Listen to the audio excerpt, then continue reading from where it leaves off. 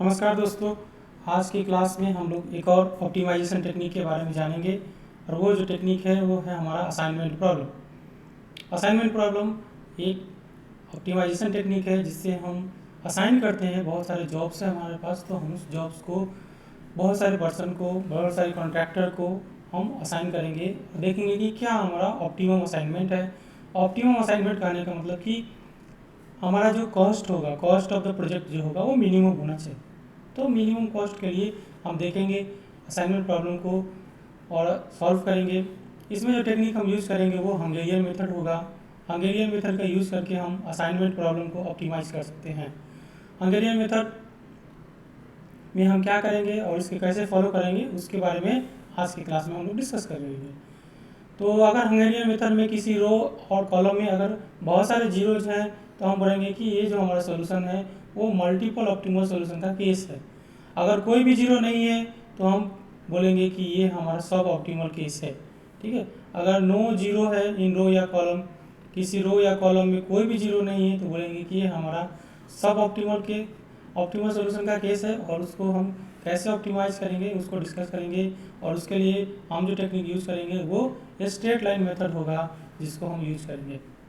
तो आज के असाइनमेंट प्रॉब्लम को ऑप्टिमाइज़ करने के लिए हम हंगेरियन मेथड यूज़ करेंगे और उसमें हम क्या करेंगे, स्ट्रेट लाइन मेथड का भी यूज़ करेंगे। एक क्वेश्चन लेते हैं और उस क्वेश्चन की मदद से हम असाइनमेंट प्रॉब्लम को समझते हैं और समझते हैं कि क्या टेक्निक है हंगेरियन मेथड का। ये क्वेश्चन है जिसका हमें क्या करना है कि मिनिमम असाइनमेंट कॉस्ट निकालना है। तो हमारे पास 4 जॉब है और 4 पर्सन है। ठीक है, 4 जॉब है और 4 पर्सन है, तो हमें क्या करना है कि मिनिमम असाइनमेंट कॉस्ट निकालना है। 4 जॉब है और 4 पर्सन है, तो इन 4 जॉब को हमें किसी को असाइन करना है, चाहे वो कॉन्ट्रैक्टर हो सकता है, कोई टेंडर लेने वाला हो सकता है। और हमें क्या करना है कि minimum assignment cost find out करना है। तो हम इसको सॉल्व करते हैं, हंगेरियन मेथड का यूज करते हैं और इसको सॉल्व करेंगे हंगेरियन मेथड का यूज करके।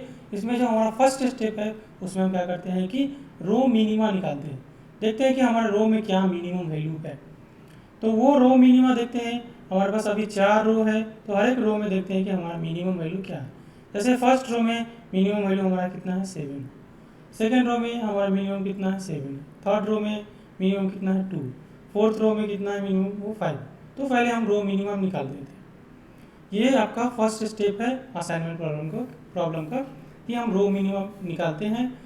और फिर रो मिनिमा निकालने के बाद हम क्या करेंगे कि जो रो मिनिमा होगा वो हर एक सेल से हम क्या करेंगे, सब्ट्रैक्ट कर लेंगे। तो रो मिनिमा को हम क्या करेंगे कि सब्ट्रैक्ट कर लेंगे हर एक सेल से। तो हर एक सेल से हमने रो मिनिमा को देखिए सब्ट्रैक्ट कर लिया। इस फर्स्ट रो का मिनिमा था 7, तो हमने हर एक सेल से रो मिनिमा को सब्ट्रैक्ट कर लिया। लाइक दैट हमने क्या किया है कि उसी तरह से बाकी सेल में भी, बाकी रो में भी हमने हर एक सेल से रो मिनिमा को सब्ट्रैक्ट कर लिया। तो ये हमारा सेकेंड स्टेप था। तो रो मिनिमा से में सब्ट्रैक्ट करने के बाद हमारे पास जो वैल्यूज़ हैं वो आपका पास ऐसा है। ये वैल्यूज़ है हमारा फर्स्ट स्टेप और सेकेंड स्टेप को फाइंड आउट करने के बाद हमारे पास ये वैल्यूज़ हैं। उसके बाद हम क्या करेंगे कि फाइंड आउट करेंगे कि क्या हमारा कॉलम मिनिमा है। तो जैसे इस कॉलम में हमारे पास मिनिमम वैल्यू कितना है 0 है, इस कॉलम में मिनिमम वैल्यू 0 है, इस कॉलम में मिनिमम वैल्यू 0 है, इस कॉलम में हमारे पास मिनिमम वैल्यू 0 है, इसमें मिनिमम वैल्यू हमारा कितना है 1। तो हम नेक्स्ट स्टेप में क्या करेंगे कि कॉलम मिनिमा फाइंड आउट करेंगे। तो ये हमारा कॉलम मिनिमा है 0 0 0 1। अगेन हम क्या करेंगे कि फोर्थ स्टेप में कि कॉलम मिनिमा को हर एक सेल से सब्ट्रैक्ट कर देंगे। तो ये हमने कॉलम मिनिमा को हर एक सेल से सब्ट्रैक्ट कर दिया है। तो क्योंकि ये तीनों कॉलम में तो 0 ही है कॉलम मिनिमा, तो वैल्यू सेम रह जाएंगे। आफ्टर सब्ट्रैक्शन भी वैल्यू आपका क्या होगा, सेम होगा। तो ये फोर्थ रो में ओनली जो आपके हर एक सेल है वो 1 यूनिट से डिक्रीज हो जाएगा। तो ये हमारे पास नेक्स्ट सेल है जो कॉलम मिनिमा के बाद हमें फाइंड आउट हुआ। इसके बाद हम क्या करेंगे कि सॉल्यूशन फाइंड आउट करेंगे। देखेंगे कि किसी रो या कॉलम में कितने जीरो है, जिसमें 1 जीरो है उसको सिलेक्ट कर लेंगे। जैसे फर्स्ट रो में हमारे पास कितने जीरो है, 1 जीरो, तो ये हमारा सिलेक्शन हो गया। सेकेंड रो में कितना जीरो है, 2 जीरो है, तो इसको छोड़ देंगे। थर्ड रो में भी 2 जीरो है तो फिर छोड़ देंगे। फोर्थ रो में कितने जीरो है, 1 ही जीरो है, तो छोड़ देंगे, इसको सेलेक्ट कर लेंगे। इस जीरो को हमने सेलेक्ट कर लिया है, इसलिए हमें क्या करना होगा, इसको इसको नहीं सिलेक्ट कर सकते हैं। क्यों? क्योंकि कोई एक जॉब है, ये हमारा जॉब है, ABCD जॉब है, तो ये एक जॉब किसी एक ही पर्सन को मिल सकता है। ये हमारा अगर पर्सन है, ये हमारा ऊपर वाला जॉब है, ये अगर जॉब है और ये पर्सन है, तो ये जॉब जो एक जॉब है वो किसी एक पर्सन को मिल सकता है। क्योंकि जॉब ए पर्सन 4th को मिल गया है, इसलिए हम क्या कर सकते हैं, ये 2 को नहीं मिल सकता है, इसलिए हमने क्या किया, इस 0 को क्रॉस कर दिया है। तो अब इस रो में कितने 0 बचा है, केवल एक ही 0 बचा है, वो ये 0, तो हमने इसको सिलेक्ट कर लिया। तो इसी तरह से क्योंकि ये 0 सिलेक्ट हो गया है, तो डी जो जॉब है वो पर्सन 2 को मिल गया है, इसलिए ये 0 को क्रॉस कर देंगे। अब इस रो में हमारे पास कौन सा 0, ये 0। तो इस तरह से हमने असाइन कर दिया कि जॉब ए जो है वो 4th पर्सन को मिले, जॉब बी जो है वो 1st पर्सन को मिले, जॉब सी जो है हमारे पास 3rd पर्सन को मिले, और जो डी है वो 2nd पर्सन को मिले। तो इस तरह हमने असाइनमेंट कर दिया है। तो असाइनमेंट हो गया 1, बी को 1st पर्सन को बी जॉब मिला है, 2nd पर्सन को आपका डी जॉब मिला है, 3rd को सी एंड 4th को ए जॉब मिला है। हमारा जो कॉस्ट होगा वो कॉस्ट निकालने के लिए कैसे निकालेंगे, ये हमारा असाइनमेंट है और हम कॉस्ट निकालेंगे, देखेंगे जो स्टार्टिंग में जो प्राइमरीज हमारे पास जो सेल्स के वैल्यूज़ दिए हुए थे, प्राइमरी जो कॉस्ट आपको दिया हुआ था उसका यूज़ करके हम क्या करेंगे, मिनिमम असाइनमेंट कॉस्ट निकालेंगे। जैसे 1B है तो ये हमारा कॉस्ट हुआ, 2D है, 2D के लिए हमारे पास कितना कॉस्ट है, तो ये हमारा 2D है, 3C है तो 3C ये है, और 4th A है तो ये 4th A। तो टोटल कॉस्ट जो आएगा वो 7, 8, 2, 5, तो इतना यूनिट का कॉस्ट होगा, एंड वो टोटल कॉस्ट कितना हो जाएगा, 22 यूनिट का कॉस्ट। तो इस तरह से हम लोग क्या करते हैं कि असाइनमेंट प्रॉब्लम को सॉल्व करते हैं, और इसके लिए हम जो टेक्निक यूज़ करते हैं वो हमारा क्या है, हंगेरियन मेथड है। तो हंगेरियन मेथड में हम क्या करते हैं कि फर्स्ट हमारे पास मेनली 2 स्टेप ही है कि हम क्या करते हैं कि रो मिनिमा फाइंड आउट करते हैं, और रो मिनिमा को हर एक सेल से सब्ट्रैक्ट करते हैं। फिर क्या करते हैं, कॉलम मिनिमा फाइंड आउट करते हैं, और कॉलम मिनिमा को हर एक सेल से सब्ट्रैक्ट करते हैं, और जो 0 होते हैं उसको हम सिलेक्ट कर लेते हैं। अगर कभी हमें क्या हुआ कि मल्टीपल 0 मिलते हैं तो हम बोल देंगे कि ये हमारा मल्टीपल ऑप्टिमल सोल्यूशन का केस है। ठीक है, और भी बाकी अगर सब ऑप्टिमल सोल्यूशन होगा तो क्या होगा वो हम डिस्कस करेंगे आगे। तो इस तरह से हमने हंगेरियन मेथड का यूज़ किया और असाइनमेंट प्रॉब्लम को सॉल्व किया, और जो हमारा मिनिमम कॉस्ट होगा वो 22 यूनिट का कॉस्ट मिनिमम कॉस्ट आ रहा है। ठीक है, तो नेक्स्ट हम देखते हैं कि तो फिर आगे हम दूसरा क्वेश्चन लेते हैं, finding the optimal method assignment cost और find the optimal assignment cost. ये एक दूसरा क्वेश्चन है जिसमें हमें क्या करना है कि minimum assignment cost find out करना है। तो minimum assignment cost find out करने के लिए हम क्या करते हैं कि फर्स्ट सब्ट्रैक्ट करते हैं row minima from each cell, उसको बोलते हैं कि ये हमारा रो ट्रांजैक्शन है। तो हमने क्या किया, रो ट्रांजैक्शन कर दिया, जो मिनिमम वैल्यू था फर्स्ट रो में उस मिनिमम वैल्यू को हमने हर एक एलिमेंट से सब्ट्रैक्ट कर दिया। तो फर्स्ट रो का मिनिमम वैल्यू 8 है, सेकेंड रो का मिनिमम वैल्यू 7 है, थर्ड रो का मिनिमम वैल्यू 7 है, फोर्थ रो का मिनिमम वैल्यू 10 है। तो हमने क्या किया कि फर्स्ट स्टेप में रो ट्रांजैक्शन किया। रो ट्रांजैक्शन किया करने का मतलब है कि जो रो मिनिमा है उसको ईच सेल से हमने सब्ट्रैक्ट कर लिया। फिर हम क्या करेंगे कि ये हमारा cell after subtracting the row minima from each cell, हमारे पास ये सेल मिला है, एक नया सेल मिला है, एक नया मैट्रिक्स हमें मिला है। तो इस मैट्रिक्स में हम क्या करेंगे, कॉलम ट्रांजैक्शन करेंगे। कॉलम ट्रांजैक्शन करने का मतलब कि जो कॉलम मिनिमा होगा उसको हम क्या करेंगे, हर एक सेल से सब्ट्रैक्ट करेंगे। तो कॉलम मिनिमा को हर एक सेल से सब्ट्रैक्ट करेंगे। तो इसमें क्या है कि ये हमारा सेल है, इसका कॉलम मिनिमा हम देखेंगे कि क्या है, और कॉलम मिनिमा सब्ट्रैक्ट करेंगे। तो कॉलम मिनिमा पुराने स्लाइड पे आते हैं। कॉलम मिनिमा हर एक सेल में देखिए, इसका कॉलम मिनिमा सब्ट्रैक्ट करेंगे तो इसमें कॉलम मिनिमा 2 है, इसमें कॉलम मिनिमा 0 है, इसमें कॉलम मिनिमा 1 है, इसमें कॉलम मिनिमा 0 है। तो ये कॉलम और ये कॉलम ऐसे ही रह जाएगा एज इट इज, ये कॉलम दोनों कॉलम ऐसे ही रह जाएगा।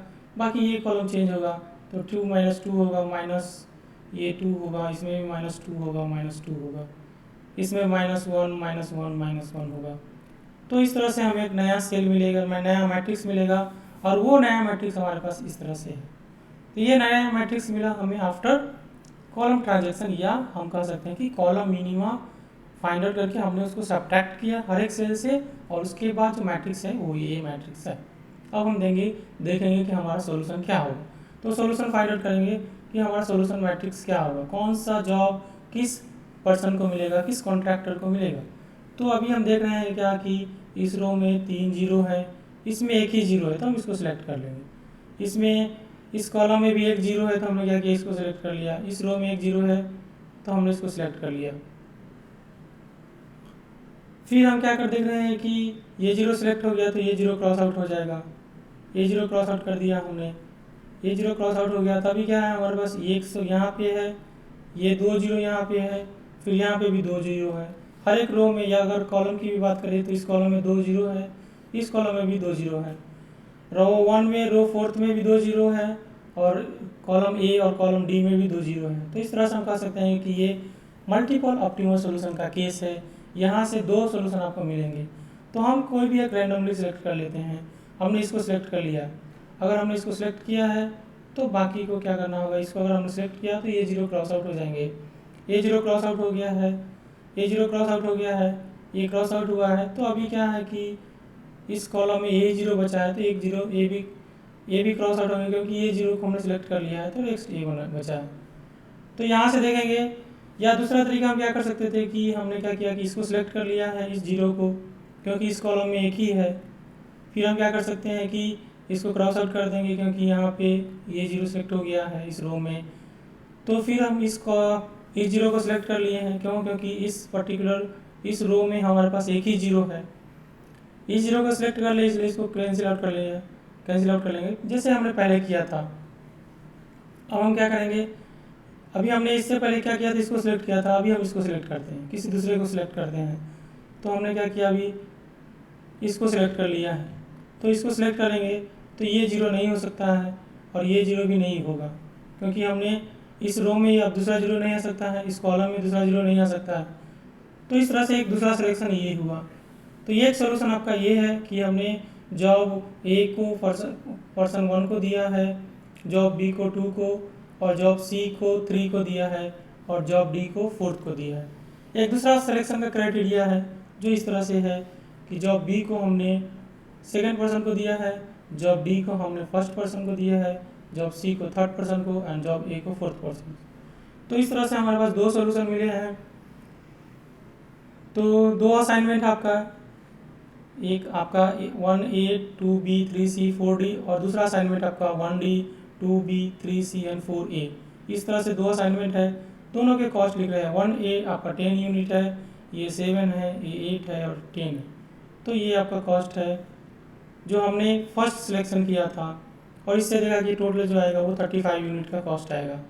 हम दूसरा सिलेक्शन की बात कर रहे हैं 1D, क्योंकि ये है 2B आपका 2B ये होगा, 3C आपका ये हो जाएगा, और 4A तो 4A होगा।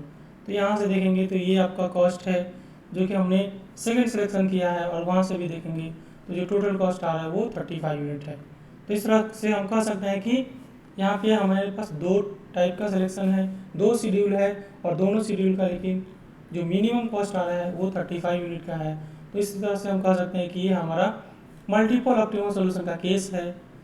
तो मल्टीपल ऑप्टिमल सॉल्यूशन का एग्जांपल भी हमने डिस्कस किया। इससे पहले जो हमने डिस्कस किया है वो हमारा है सिंगल सॉल्यूशन का था, ये अभी मल्टीपल सॉल्यूशन है। नेक्स्ट हम देखते हैं कि क्या हमारा हो सकता है जब आपका स्ट्रेट लाइन मेथड होगा। तो कैसे हम स्ट्रेट लाइन मेथड का यूज़ करेंगे, तो इफ़ अगर हमारे पास का कोई भी जीरो नहीं होगा तब हम क्या करेंगे कि स्ट्रेट लाइन मेथड का यूज़ करेंगे। अगर किसी रो या कॉलम में कोई भी जीरो नहीं है तो हम क्या करेंगे, स्ट्रेट लाइन मेथड का यूज़ करेंगे। और उसको कैसे यूज़ करेंगे, एक अभी हम समझते हैं। उसमें क्या करेंगे कि हम जो मिनिमम नंबर ऑफ हॉरिजॉन्टल और वर्टिकल लाइंस है to cover maximum number of zero, तो हम इसमें क्या करते हैं कि कम से कम हॉरिजॉन्टल या वर्टिकल लाइन ड्रॉ करते हैं, और वो लाइन इस तरह से ड्रॉ करते हैं कि जो मैक्सिमम नंबर ऑफ जीरो जो है वो कवर हो जाए। हमें हर एक जीरो को कवर करना है, बट क्या करना है कि जो कम से कम जितना हो सकता है वो स्ट्रेट लाइन यूज़ कर सकते हैं। अगर नंबर ऑफ लाइन जो है वो नंबर ऑफ रो से कम है तो हम बोलेंगे कि ये हमारा सब ऑप्टिमल सॉल्यूशन है, और अगर ये नंबर ऑफ लाइन इक्वल है तो हम कहेंगे कि ये हमारा ऑप्टिमल सॉल्यूशन है। ग्रेटर देन नंबर ऑफ रो नहीं हो सकता है, क्योंकि हमें पता है कि अगर 3 रो है तो तीनों को अगर हमने एक हॉरिजॉन्टल लाइन खींचा तो हर एक जीरो कट जाएंगे, इसलिए नंबर ऑफ लाइंस या नंबर ऑफ स्ट्रेट लाइन जो है वो कभी भी नंबर ऑफ रोज से ज़्यादा नहीं हो सकता है। नंबर ऑफ रोज के इक्वल हो सकता है या उससे कम हो सकता है, उससे ज़्यादा हो ही नहीं सकता है, क्योंकि अगर 3 रो है तो 3 हॉरिजॉन्टल लाइन खींच देंगे, तो 3 हॉरिजॉन्टल लाइन खींचेंगे तो तीनों पूरा का पूरा जीरो कट जाएगा। इसलिए कभी भी नंबर ऑफ रोज से नंबर ऑफ जो लाइन है या नंबर ऑफ जो जीरो लाइन है या नंबर ऑफ जो स्ट्रेट लाइन है वो ज़्यादा नहीं हो सकता है। अगर नंबर ऑफ लाइन जो है नंबर ऑफ रो से कम है तो हम क्या करेंगे कि उसमें जो मिनिमम अनकवर्ड वैल्यू है, जो लिस्ट अनकवर्ड वैल्यू है, उसको क्या करेंगे, हम क्या करेंगे उसको, जो लिस्ट अनकवर्ड एलिमेंट है उसको क्या करेंगे, सब्ट्रैक्ट करेंगे जो अनकवर्ड एलिमेंट है उससे। जो मिनिमम अनकवर्ड वैल्यू है उसको हर एक अनकवर्ड वैल्यू में से सब्ट्रैक्ट कर लेंगे, और फिर क्या करेंगे, जो भी इंटरसेक्शन पे है, जो इंटरसेक्शन पे सेल है वहाँ पे हम क्या करेंगे, उसको ऐड करेंगे। ठीक है, ये पॉइंट्स को हम समझते हैं इस क्वेश्चन की मदद से। ये हमारा क्वेश्चन है और जिसका हमें क्या करना है कि minimum assignment cost find out करना है। तो हम इसमें क्या करेंगे कि पहले रो ट्रांजेक्शन करेंगे, तो रो ट्रांजेक्शन में रो मिनिमम निकालेंगे और सब्ट्रैक्ट कर देंगे। फिर क्या करते हैं, हमारा रो ट्रांजेक्शन के बाद है, हमने रो ट्रांजेक्शन जो कि मिनिमम वैल्यू था आपका उसको सब्ट्रैक्ट कर दिए। मिनिमम वैल्यू इसमें क्या है 110 है, इसमें मिनिमम वैल्यू हमारा कितना है, तो यहाँ पे मिनिमम वैल्यू 110 है, इसका मिनिमम वैल्यू कितना है रो में, तो रो ट्रांजेक्शन कर रहे हैं तो इसका मिनिमम वैल्यू 110 है, इसका 115 है और इसका 125 है। तो इस सबको सब्ट्रैक्ट करेंगे तो हमारे पास ये रो ट्रांजेक्शन के बाद ये मैट्रिक्स हमें मिलेगा कि ये ऐसा मैट्रिक्स है। फिर हम क्या करेंगे, कॉलम ट्रांजेक्शन करेंगे। इस कॉलम में मिनिमम वैल्यू 0 है, इसमें मिनिमम वैल्यू 10 है और इसमें मिनिमम वैल्यू 20 है। तो हर एक सेल से इसमें 20, इसमें 10 और इसमें 0 माइनस करेंगे तो वही हमारा सेल मिलेगा जो कि कॉलम ट्रांजेक्शन के बाद है। अब हम क्या करेंगे, जीरो लाइन ड्रॉ करेंगे। जीरो लाइन ड्रॉ करने के लिए क्या करेंगे, हॉरिजॉन्टल या वर्टिकल लाइन ड्रॉ करेंगे और मैक्सिमम जीरो जो वो कवर हो जाए। तो पहले हम एक हॉरिजॉन्टल लाइन ड्रॉ कर रहे हैं, तो ये हमारा, ठीक है, तो हॉरिजॉन्टल लाइन ड्रॉ करेंगे। उससे पहले देखते हैं कि क्यों करेंगे जो ड्रॉ हॉरिजॉन्टल लाइन ड्रॉ क्यों करेंगे, क्योंकि देखिए अब इसका सिलेक्शन हमने किया, क्योंकि इस कॉलम में एक ही जीरो है तो हमने इसका सिलेक्शन किया, तब ये जीरो नहीं हो सकता है, ये जीरो भी नहीं हो सकता है, ये जीरो हमने सेलेक्ट कर लिया।